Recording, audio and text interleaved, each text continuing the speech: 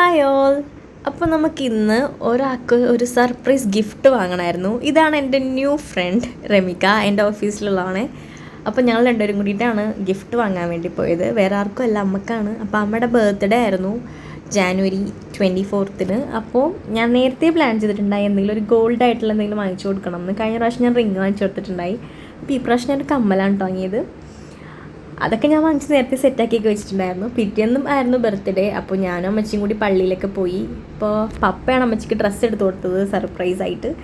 അപ്പോൾ അത് കൊടുത്തിട്ടാണ് കേട്ടോ ആൾ വന്നത്. പിന്നെ ഞാനും ആരും കൂടി കേക്കൊക്കെ നേരത്തെ ഓർഡർ ചെയ്തിട്ടുണ്ടായിരുന്നു. അങ്ങനെ കേക്കൊക്കെ വാങ്ങിച്ച് അതും കൊണ്ടേ കൊടുത്തിട്ടുണ്ടായിരുന്നു അമ്മച്ചിക്ക്. അതും ഭയങ്കര സർപ്രൈസായിപ്പോയി. ഇതൊക്കെ എല്ലാം പ്രതീക്ഷിച്ചിട്ടുണ്ടാവും കേട്ടോ. പിന്നെ ആരുടെ ബർത്ത്ഡേ വന്നാലും അമ്മച്ചിയുടെ വക ഒരു പായസം ഉറപ്പാണ് കേട്ടോ. അമ്മച്ചി ഭയങ്കര ഒരു സേമിയ പായസത്തിൻ്റെ ആളാണ്. കഴിക്കാൻ ഭയങ്കര ഇഷ്ടമാണത്. പിന്നെ ഇതാണ് നമ്മുടെ കേക്ക്. എല്ലാ പ്രാവശ്യവും നമ്മൾ ക്രീമി ക്രിയേഷൻ എന്നുള്ളൊരു പേജിൽ നിന്നാണ് കേക്ക് വാങ്ങിക്കാറുള്ളത്.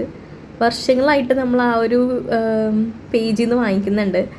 അപ്പോൾ ഞാൻ ഇൻട്രസ്റ്റിംഗ് ആയിട്ട് ഞാൻ കൊടുത്തൊരു ഡിസൈനിൽ തന്നെ എനിക്ക് ചെയ്തു തന്നിട്ടുണ്ടായിരുന്നു. അപ്പോൾ ഞാൻ ഫസ്റ്റ് പറഞ്ഞ പോലെ തന്നെ സർപ്രൈസ് ആയിരുന്നു എൻ്റെ ഗിഫ്റ്റ്. ആളൊട്ടും പ്രതീക്ഷിച്ചിട്ടുണ്ടായിരുന്നില്ല.